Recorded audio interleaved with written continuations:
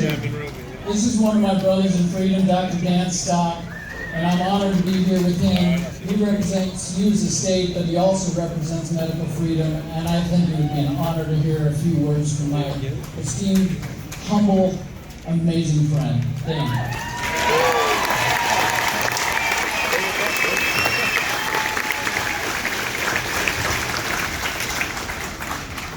My lovely wife Elizabeth and I came out here tonight because we figured if there was a group of people who were willing to inconvenience themselves and put their finances and their names in such great risk to stand up for freedom like this, the least we could do is walk out here to say hello to them. Yep.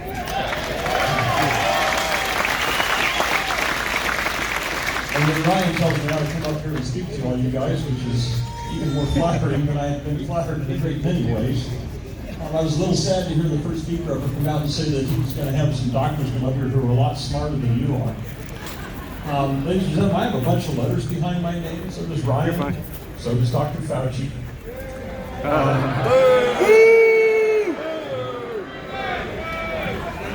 Those letters and those credentials may have let me find out that this was a sham a little sooner than you guys did. But I doubt that there's anything about your intelligence which is lesser than mine or Ryan's, that you didn't figure out pretty quickly that this wasn't about a virus and this wasn't about healthcare. This is about making sure that you were subjugated. Yep. Ladies and gentlemen, no amount of credentials to be put behind any name to make him so that he can tell you that you're dumber than he is and that you should be genuflecting to his intellect. Who's the boss in the doctor-patient relationship? Patient. Ryan said it. I'll say it. Any doctor who won't say it is a doctor that you need to be taking your power back from, ladies and gentlemen. Fire the doctor.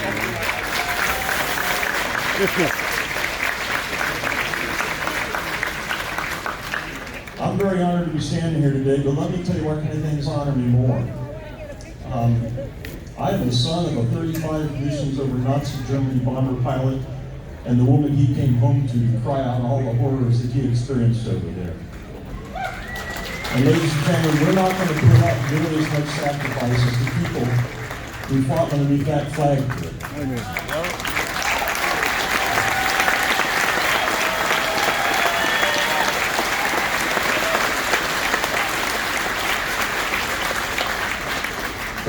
You know, the greatest credential I'm ever going to have is the one that the people who sacrificed, like my mom and dad and the families who put this flag out here, the same thing that every one of you has the chance to earn, and that is to call yourself a United States citizen.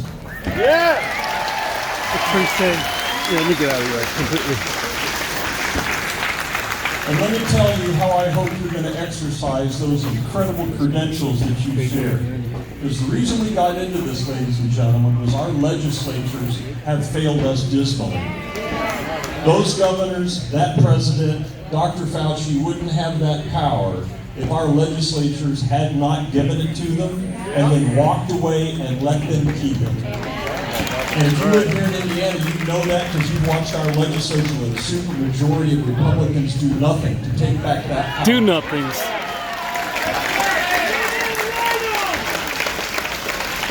Ladies and gentlemen, you don't have to listen to the newspaper tell you who the candidates are. We know you can think for yourselves because you're a United States citizen. You can find out who the freedom warriors are who are willing to say, I don't work for the leadership in the Senate of the House, either the federal government or the state legislature. I don't work for the lobbyists. I work for the people who are in my district that I'm supposed to be representing when I go there. I didn't get elected because I was really, really smart and smart to make smart decisions for them. I got elected because all those people had a collective intelligence and I was supposed to go there and be their voice. And if you have a candidate who has shown that he is not willing to stand up to his legislative leaders and say, you aren't what matters, then ladies and gentlemen, you have failed to do what you as a citizen were supposed to be doing. When they wrote our Constitution, the Founding Fathers gave the state legislatures the power to take power back from the federal government and to control it in your name. And you need to make sure that that is where you concentrate your efforts. Because the legislatures of every state across this country are where the solution to this lies. We're not getting a new governor. We're not going to fix this by shooting Dr. Fauci. This is going to get fixed by having the legislatures take that power back from the executive branch when they gave it. We have candidates here stepping up in the state of Indiana to do that. Heather Carey, Becky Cash, Mark Pierce, Sean Selby.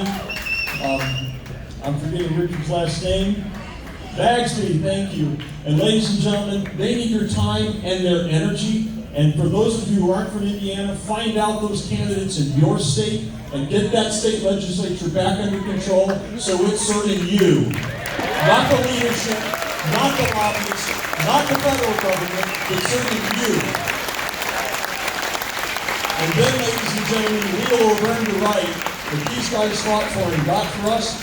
My mom and dad won't have suffered in vain, and your children won't suffer in the future. And that's what we all need, ladies and gentlemen.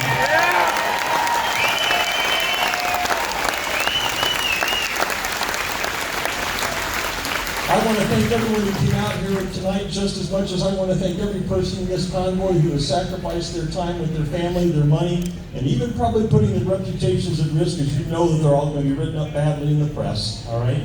You're all going to get smeared too, but ladies and gentlemen, let's thank all of them and show our gratitude by being involved in that legislative election and making sure that incumbency isn't what gets you a continuing ticket to represent your district. Thank you.